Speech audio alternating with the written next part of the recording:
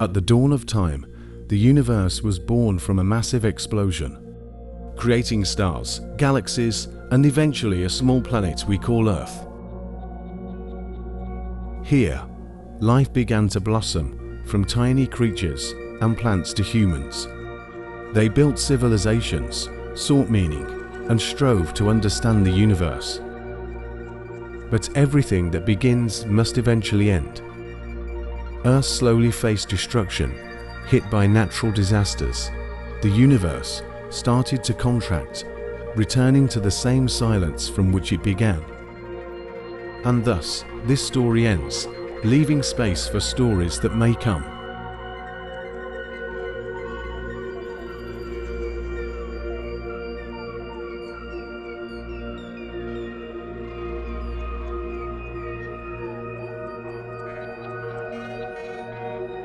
Sejak ribuan tahun yang lalu, peradaban manusia sudah tertarik pada langit.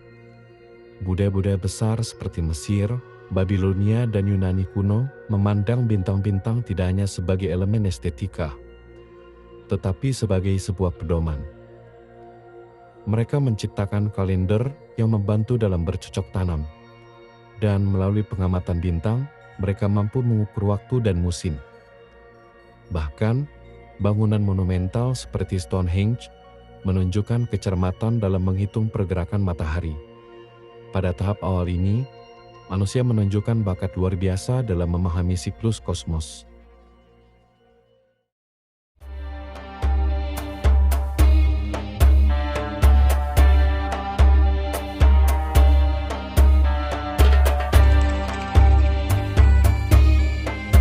Bangsa Sumeria yang hidup di Mesopotamia kuno sekitar 5.000 tahun sebelum Masehi memiliki pemahaman alam semesta yang sangat dipengaruhi oleh mitologi dan keyakinan religius. Hal ini membawa cara pandang yang berbeda di dalam memahami laku alam semesta. Mereka melihat alam semesta sebagai dunia yang dikuasai oleh berbagai dewa yang masing-masing memiliki peran dalam mengatur elemen-elemen alam. Bagi bangsa Sumeria, dewa-dewa tersebut bukan hanya menguasai kehidupan manusia, tetapi juga bertanggung jawab atas fenomena alam seperti hujan, badai, dan siklus pertanian. Alam semesta terbagi menjadi langit atau yang biasa disebut An dan bumi sebagai Ki. Langit adalah tempat para dewa, sementara bumi adalah tempat tinggal manusia. Dewa-dewa utama seperti Enlil, An, dan Enki dianggap bertanggung jawab atas berbagai aspek alam. Misalnya Enlil adalah dewa angin dan udara yang juga mengatur cuaca dan hasil pertanian. Sementara Enki adalah dewa air dan kebijaksanaan yang menguasai sungai dan mata air. Bangsa Sumeria mempunyai pandangan dan pemahaman tentang tata surya yang bahkan saat ini dan di kalangan para ilmuwan sulit dipercaya. Dan kita belum memahami bagaimana mereka dengan tepat mengidentifikasi setiap planet di tata surya kita. Faktanya juga, mereka menamai setiap planet-planet tersebut. Di antaranya, ada Mumu, yaitu Merkurius, Lahamu adalah Venus, Enuma adalah Bumi, Lahmu adalah Mars, Tiamat adalah planet kuno yang hancur dan berubah menjadi sabuk asteroid. Kinsar adalah Jupiter, Ansar adalah Saturnus, Anu adalah Uranus, Ea adalah Neptunus, dan Gaga adalah Pluto. Yang jadi pertanyaannya, bagaimana bangsa Sumeria bisa melihat sabuk asteroid dan planet-planet melewati Saturnus tanpa teleskop? Padahal Neptunus, Uranus, dan Pluto ditemukan pada tahun 1700-an dan dengan teleskop berkekuatan tinggi. Apa yang membuat beberapa ilmuwan semakin bingung dengan cerita dan mitos astronomi Sumeria yang mereka tulis pada loh batu adalah gagasan mereka tentang sabuk asteroid. Sesuatu yang tidak dapat kita lihat dari bumi dengan mata telanjang. Jadi bagaimana mereka bisa tahu kalau itu ada? Ini merupakan misteri terbesar di dalam peradaban umat manusia, khususnya dalam bangsa Sumeria mengenai bicala-bicala dan fenomena alam semesta.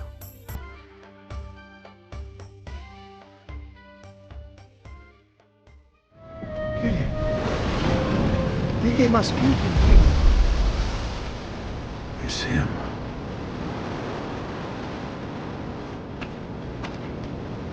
Aspara. They labeled us. He's asking how far we've come. Theo Iliades. Arunio. Vienes me. Theo Iliades Arunio. Very many Nasina Divshune. Zonsfuleo. Archimedes.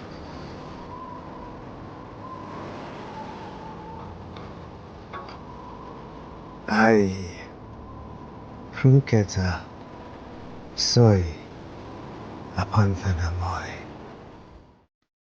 Seperti yang kalian saksikan, bagaimana Dr. Henry dan temannya terjebak ke masa 2000 tahun lalu, tepat di mana Archimedes hidup. Seperti yang kalian lihat, bahwa Archimedes memegang benda yang dikenal sebagai Antikythera, yang akan ia berikan kepada Dr. Henry. Antikythera adalah benda bersejarah yang ditemukan 100 tahun yang lalu.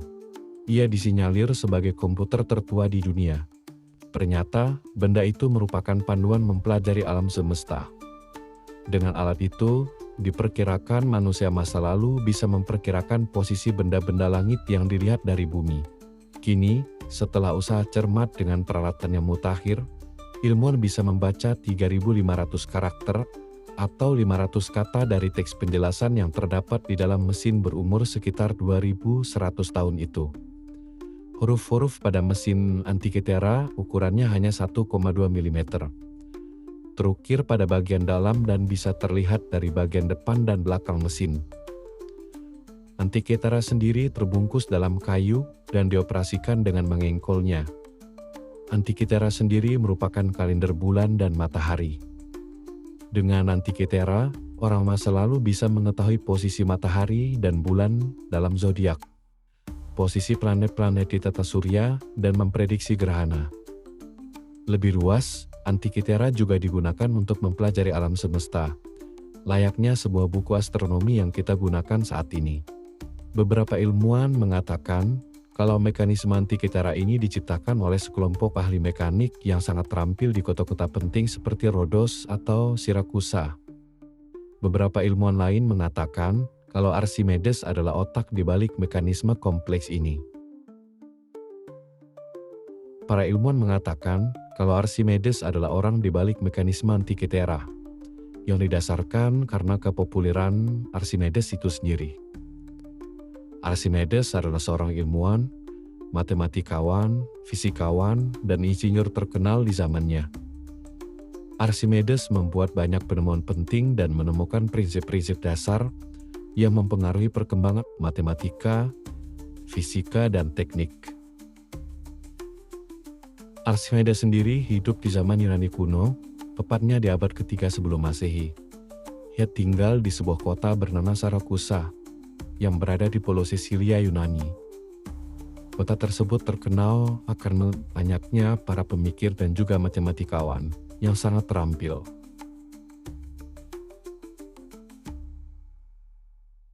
Nos encontramos en el complejo arqueastronómico de Chanquillo, que fue declarado Patrimonio Mundial el 27 de julio de 2021. Chanquillo fue construido hace más de 2300 años en la costa norte del Perú. Está constituido por 3 sectores: el centro administrativo, las 13 torres que se alinean a lo largo de una colina y el templo fortificado amurallado. Las 13 torres de Chanquillo eran utilizadas como un calendario solar. Al observar la salida y puesta del sol, los habitantes de Chanquillo pudieron determinar con una precisión de 1 a 2 días en qué fecha se encontraban. Seperti yang kalian saksikan, bahwa situs Chanquillo digunakan sebagai bangunan pengamat matahari. Observasi matahari pada zaman dulu penting sebagai instrumen kalender. Masyarakat memantau gerak semu matahari sepanjang tahun dan menentukan kapan akan musim berganti. Situs Chanquillo didirikan oleh peradaban yang lebih tua dari Inka. Ia sering dijuluki sebagai mahakarya jenius kreatif manusia. Situs tersebut terletak di lembah Casma, Peru, dan berada di sebuah bukit dengan landscape gurun di sekelilingnya. Terdapat 13 menara kecil memanjang dari utara sampai selatan bukit. Struktur ini bernama Menara 13 dan memanjang sampai 300 meter. Ukuran, lokasi, dan susunannya sangat sesuai dengan posisi terbitnya matahari sepanjang tahun jika diamati di lokasi tersebut. Ada yang namanya gerak semu matahari, karena kemiringan bumi 23,5 derajat, matahari seolah-olah berada di langit utara ketika pertengahan tahun, dan berada di selatan di penghujung tahun. Kalian bisa saksikan video ilustrasi bagaimana observatorium tersebut bekerja di dalam mengamati matahari.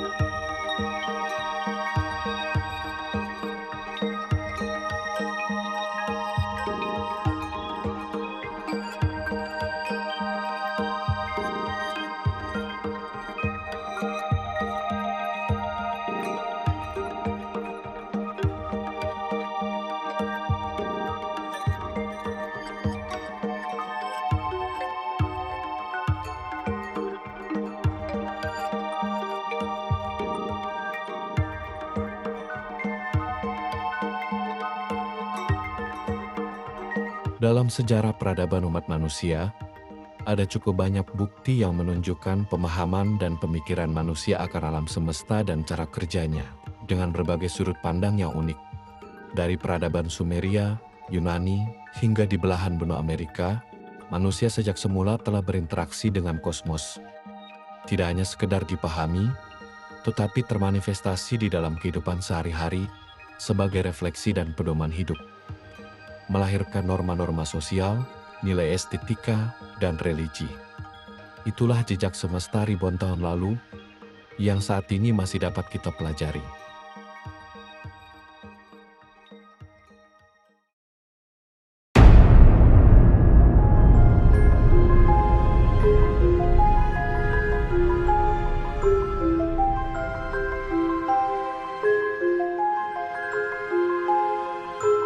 Revolusi astronomi seperti sebuah ledakan besar yang membuat pemahaman akan alam semesta dan tata surya selama berabad-abad sebelumnya hancur berkeping-keping dan membentuk sebuah pemahaman baru akan alam semesta.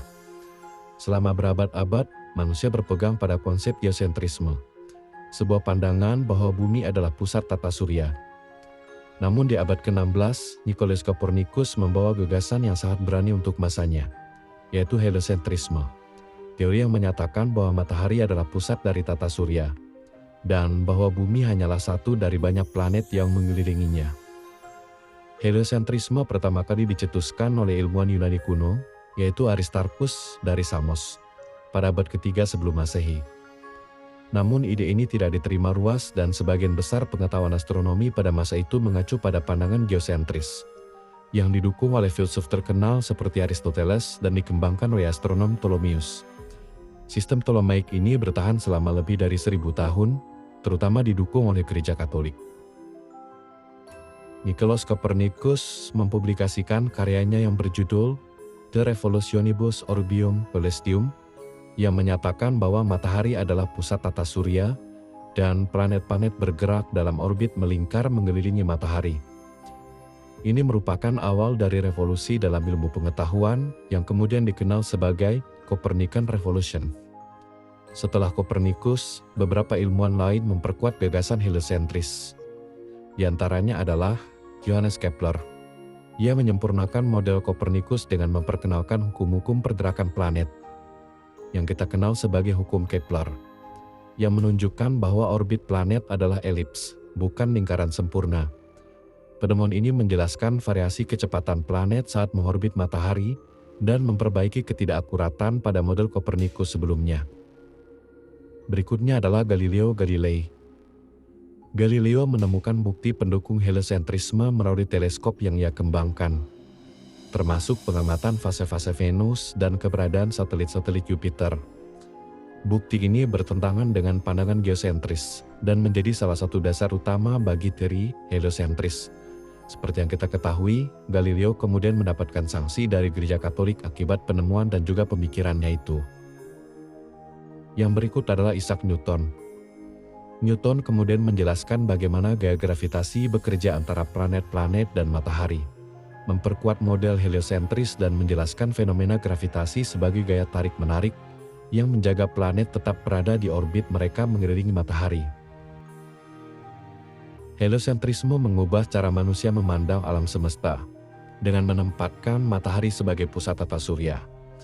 Heliosentrisme membantu melepaskan pandangan yang bersifat egosentris, di mana manusia dan bumi dianggap sebagai pusat segalanya. Ini membuka jalan bagi eksplorasi lebih lanjut tentang alam semesta dan pemahaman lebih dalam mengenai posisi bumi dan manusia dalam konteks kosmos yang lebih luas. This is also an image of the Eagle Nebula taken with the Hubble Space Telescope. However, this image is dramatically different from what we see in visible light because the infrared channel on the Wide Field Camera 3 allows us to peer through a lot of that dust that blocks the visible light. And so instead of seeing all the structure of the pillars that the visible light image allows us to see, this infrared view allows us to see through some of that dust, and we can actually see into those pillars. And then you'll also notice we see a lot more stars over the whole field because the whole field has a lot of dust, but we can see through it with this infrared view. And so we see many stars in the field that are already formed. We see regions where new stars are coalescing and heating up within these dense pillars, and it gives us information that complements what we can see in the visible light image. Seperti yang kalian lihat, bagaimana teknologi teleskop Hubble mampu menangkap objek-objek luar angkasa dengan cukup detail. Teleskop Hubble sendiri merupakan inovasi baru di dalam dunia astronomi yang membawa manusia jauh lebih dalam memahami alam semesta dan membuat jejak-jejak baru di dalam pengamatannya. Teleskop Hubble diluncurkan oleh NASA pada 24 April 1990, bekerja sama dengan Badan Antariksa Eropa. Teleskop ini mengorbit bumi pada ketinggian sekitar 547 km di atas permukaan bumi, jauh dari atmosfer yang dapat mengganggu pengamatan. Hal ini memungkinkan Hubble mengambil gambar yang sangat tajam dan detail, jauh lebih baik dibandingkan dengan teleskop yang ada di bumi. Teleskop Hubble dilengkapi dengan berbagai instrumen canggih seperti kamera, spektrometer, dan sensor lain yang mampu menangkap cahaya dari berbagai spektrum, mulai dari ultraviolet hingga inframerah. Hal ini membuat Hubble mampu mengamati objek-objek yang sangat jauh, bahkan miliaran tahun cahaya dari bumi. Beberapa teman penting dari teleskop Hubble adalah Museum Alam Semesta. Dengan mengamati supernova dan galaksi jauh, Hubble membantu para ilmuwan memperkirakan usia alam semesta sekitar 13,8 miliar tahun. Lalu teleskop Hubble juga menghasilkan citra-citra ikonik seperti gambar nebula helix dan pillar of creation di nebula elang, yang menginspirasi banyak orang di seluruh dunia dan memberikan pemahaman lebih dalam tentang alam semesta. Selain teleskop Hubble, kita dapat mengamati alam semesta dan bahkan bumi kita melalui pesawat antariksa Voyager 1 dan 2. Voyager 1 terus bergerak menjauh dari tata surya kita dengan kecepatan tinggi setelah peluncurannya pada tahun 1977. Dan kini berada di ruang antar bintang. Saat ini, Voyager 1 berada di sekitar 24,82 miliar kilometer dari bumi. Jarak ini memerlukan sekitar 23 jam bagi sinyal cahaya dari Voyager 1 untuk mencapai bumi. Banyak hal telah didokumentasi oleh Voyager 1 ini, termasuk foto bumi kita dari jarak yang sangat jauh, sehingga bumi kita hanya terlihat seperti titik debu.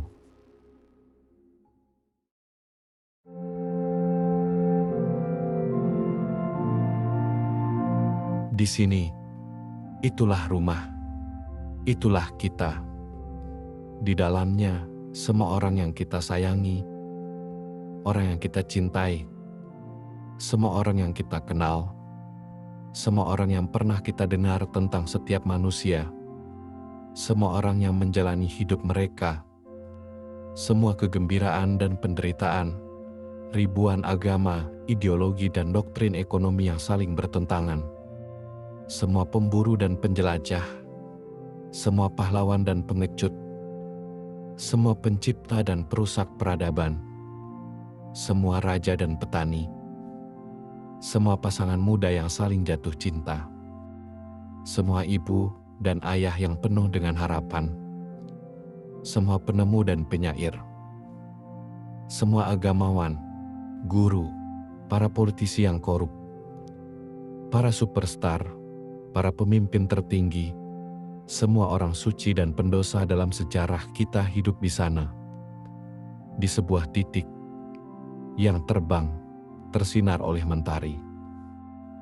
Bumi hanyalah panggung kecil di tengah arena kosmik yang luas. Bayangkan sungai-sungai yang dipenuhi oleh darah, yang ditumpahkan oleh semua jenderal dan kaisar, sehingga dalam kejayaan dan kemenangan, mereka bisa menjadi penguasa sesaat di titik kecil ini. Pikirkan dari kekejaman yang tak ada habisnya yang dilakukan oleh penghuni titik kecil ini kepada mereka yang lain. Seringkali terjadi kesalahpahaman, dan begitu semangatnya mereka untuk membunuh satu sama lain. Betapa kuatnya kebencian mereka. Renungkan juga sikap kita yang egois ini, yang hanya mementingkan diri sendiri. Seolah-olah hanya kitalah yang hidup di alam semesta ini. Planet kita adalah satu-satunya tempat yang kita ketahui yang bisa mendukung kehidupan. Tidak ada tempat yang lain, setidaknya dalam waktu dekat ini, yang dapat kita tuju. Suka atau tidak suka, untuk saat ini, bumi adalah tempat kita berpijak. Astronomi adalah pengalaman yang membentuk karakter dan merendahkan hati. Mungkin tidak ada pengingat yang lebih baik tentang kebodohan, kesombongan manusia, selain gambar dunia kita yang jauh ini. Bagi saya, ini menggarisbawahi tanggung jawab kita untuk saling memperlakukan dengan lebih baik satu sama lain, untuk menjaga dan melindungi titik biru pucat ini, satu-satunya rumah yang pernah kita kenal, yaitu bumi.